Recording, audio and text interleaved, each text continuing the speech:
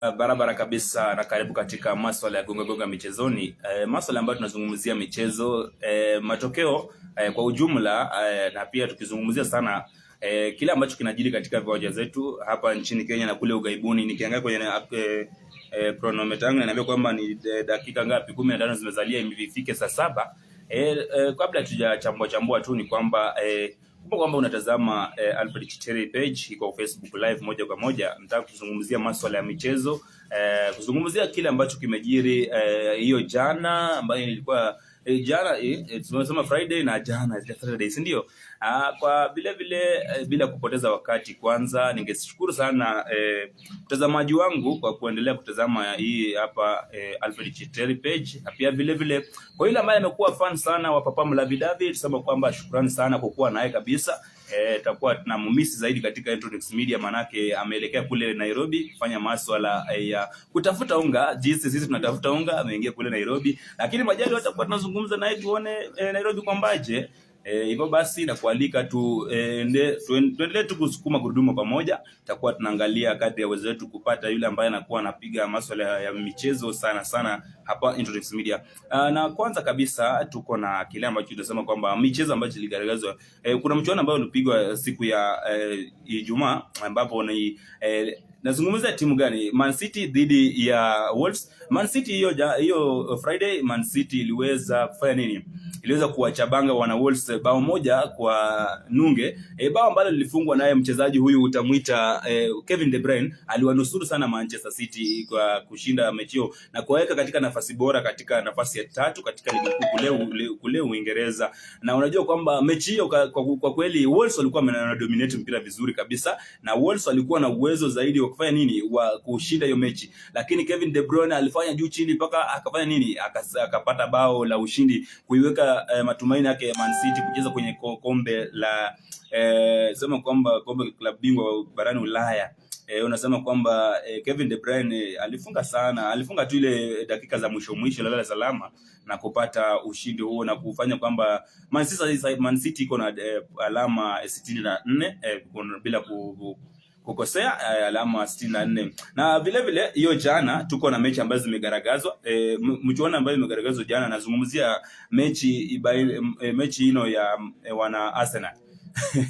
Wajua cha kusangaza zaidi, Arsenal walipata kichapo jana. Vijana Mikel Arteta walipata kichapo mabao 2-1. Bao moja hili la mwana Arsenal lilifungwa naye mfungaji umuite Declan Rice. Unajua Declan Rice alitangulia sana kufunga, lakini hao vijana wa Bournemouth walitoka nyuma dakika ya 60 na ngapi, dakika 65 na dakika 70 na ngapi, 72, wakaweza kusawazisha vijana huyu David Hudson Declan.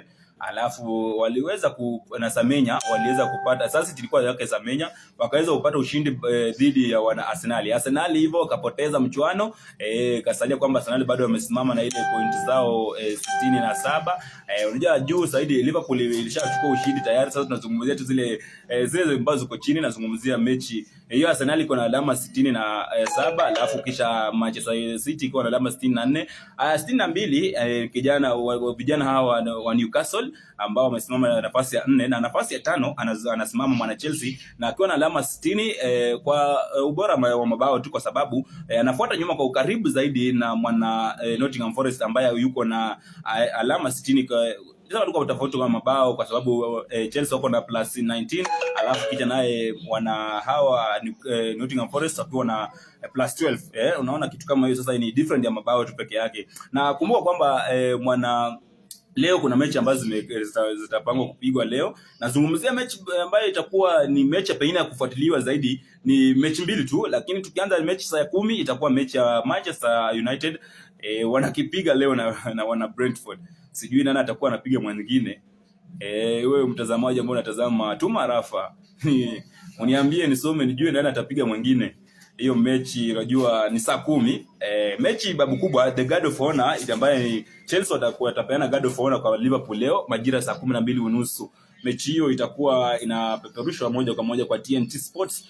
Ikiwa kwamba uko na app ya TNT Sports, kumbuka kwamba utafika pale uweze kutazama, ujue ni nini ambacho kinaendelea sana. Manake leo Chelsea inafaa ishinde ndio isonge hatua. Unaona kitu kama hiyo, Chelsea ishinde, isonge hatua, iruke hizi timu zingine. Alafu na pia kumbuka kwamba Newcastle wako na mchezo leo na Brighton. Brighton pia Newcastle inataka kubalika, haiwezi kubalika kufanya nini, kushindwa. Itataka kushinda. Unaona kitu kama hicho sasa. Sasa ni ligi ambayo sasa hawa kuanzia namba 2 kurudi mpaka namba 6 hao watu nimeona juzi watu wakizungumza sana, wanasema kwamba hii top 4 top 5 hii ni ngumu sana. Unaona timu zina overlap, mmoja anapanda mwingine anashuka, mwingine anapanda mwingine anashuka. Unaona kitu kama hiyo, mwingine anashuka mwingine anapanda. Unaona kitu kama hiyo sasa. Na unajua ni sasa hizi ni timu 5 ambazo zitakuwa zinaingia kule kwa katika maeneo ya klabu bingwa barani Ulaya. Na sasa hiyo hizo mechi unajua kama timu kama Man City, timu kama Newcastle, timu kama Chelsea, timu kama Nottingham Forest. Hizi ni timu ambazo zinang'ang'ania sana kukua kwa ile top na Nottingham Forest ikuwa pale top 5, unaona? Na hiyo top 5 unakumbuka kwamba Nottingham Forest kitu ambacho kinawakosesha tu kwa top 5 ni nini? Ni mabao peke yake. Chelsea wako top 5 na mabao ndio yako juu zaidi. Sasa leo inafaa wapige Liverpool. Na kuna uwezekano wa Chelsea kuipiga Liverpool kwa sababu Liverpool ilishashinda. Kuna uwezekano wa kuwapiga ili wapate kupanda juu. Unaona kitu kama hicho sasa. Alafu kuna uwezekano wa Newcastle kupoteza mchuano baina ya wana Brighton. Brighton wako nafasi ya 7. Ya 7 kuna Sasa inamaanisha kwamba Brighton wako na uwezo kuchapa wao wana Newcastle washuke, kisha Arsenal, kisha wana Chelsea wapande, kwa sababu Newcastle wako na alama 62, Chelsea 60. Sasa ni kupandisha tu, alafu Man City nao washuke. Chelsea wakishinda leo, Man City wanashuka Chelsea wanapaka nafasi ya 3. Unaona kitu kama hiyo. Na michuano ni ziko karibu kukamilika. Michuano ziko karibu, ligi iko karibu kuisha. Ligi iliisha na wana Liverpool, hiyo ilishaisha. Lakini kwa hao watu wengine jamaa wetu hapo bado. Tukizungumzia hao watu wa Manchester United. United wako page 2 kama kawaida tangu tu kuanza msimu. Vijana hawa walikuwa na muite Evans True, alafu kisha kidogo hivi wakampata huyu mchezaji tena sasa alikuwepo Amorim. Huyu sasa ni Amorim hapa ako nafasi ya ilikuwa nafasi ya 13 14. Na unajua leo Spurs wako na mechi. Na Spurs, kumbuka kwamba Spurs hawataki Man City Man U wapate, na Man U haitaki Spurs kuwa pale juu. Unaona kitu kama hiyo sasa. So hapa jiulize, au vijana wa Amorim watakuwa namna gani? Tuko na updates pia sasa tukiachana na mambo ya Ulaya, tumezungumzia Ulaya. Kule Nyapeta kuna mechi ambayo inagaragazwa, nazungumzia mechi za nyumbani. Kule Nyapeta Mumias West, ama ukipenda Mumias Magharibi, kuna mechi katika uga wa Nyapeta ambapo Ihonje wamefungua uga wakipiga na Mwamba. Alafu tuko na wana Mwamba Ihonje wamepiga na wana Township Butobe, wanapiga na Mwamba Township. Ni mechi ambazo za friendly matches tu, na pia matokeo yatakuwa na kurushia matokeo yao kule nyumbani Mumias West. Matokeo hayo yatakuwa na kukabidhi moja kwa moja kadri tu inavyokuwa inaingia katika studio zetu. Na kumbuka kwamba mechi ya kwanza tunazungumzia Ihonje Warriors ni kama imeshakamilika. Nitakuwa nakupatia updates kuangalia ni nani amepiga mwingine. Unajua vijana tunakuza talanta nyumbani, tuko na matokeo nyumbani, lazima tukue tunapata ili tupandishe. Sio kwamba tunaangalia tu Uingereza, ligi ya Uingereza inakamilika. Tuna focus sasa, tunakuja kufocus kwa FIFA Club World Cup. Kati ya Chelsea Man City, nani unaona kwamba FIFA World Cup anaweza songa mbele? Kwa timu za Uingereza, ni nani ambao unaona atasonga mbele? So hiyo ni kama ni swali, wewe nani unaona kwamba kati ya Chelsea na Man City katika kombe hilo la FIFA Club World Cup, nani atakuwa anasonga mbele? Nani atakuwa anasonga mbele? Uweze kunirushia comments zako hapa, niweze kuwa nasoma hapa moja baada nyingine. Uniambie huyu mwenye unaona Chelsea Man City FIFA Club World Cup ikianza, ni nani ambaye atakuwa anapata ushindi kwa kwenda juu zaidi? Unaona kitu kama hiyo. Alafu kumbuka kwamba tukichanganya, Kenya ilianza mashindano yao ya under 20 Afcon under 20, na Kenya iliweza kuchapangwa mabao 3-2 na Morocco kule Cairo, Egypt. Wachezaji hizo mechi ama michuano hizo zinapigwa pale Egypt. Unaona kitu kama hiyo sasa. Kenya walianza vibaya, lakini tuko na imani nao watasonga. Vijana hao wa miaka 10 chini ya miaka 20 kunradhi, So matokeo pia tutakuwa tunadondoshia hapa. Baada ya live nitakuwa naidondosha moja baada ya nyingine katika ukurasa huu wa Facebook @Alfred Chiteri.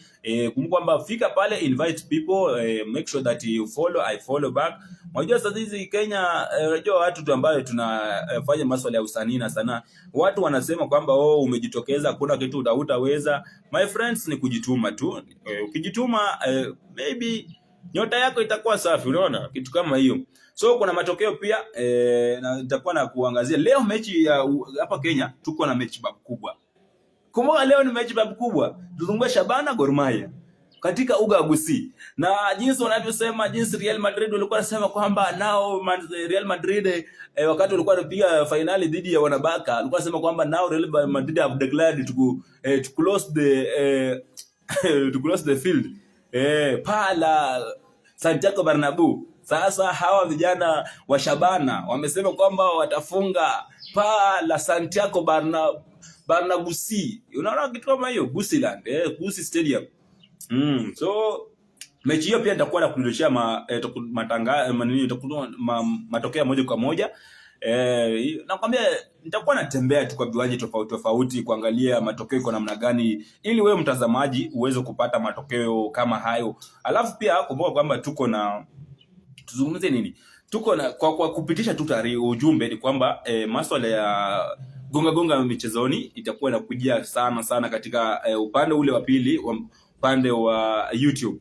So ikuwa kwamba wewe ni mtazamaji wa Alfred Chiteri page, unaingia pale YouTube @Introdix Media, ingia pale uweze kusubscribe, like, share. Utakuwa unapata matokeo tofauti, na pia tutachambua tutakuwa tunachambua sana masuala haya ya michezo, tuone je ni nini kinajiri michezoni, na pia tujue ni nini ambacho kinaenziwa zaidi katika masuala ya usanii na sanaa. Unajua pia katika TV sema kama runinga yetu ama TV yetu hii na enzi sana masuala ya usanii na sanaa. Kama wewe ni mwimbaji, msanii, tutakuwa na dodosha tu ile tu link ya uwezo kusign in uingie. Tuko na kundi letu kule WhatsApp.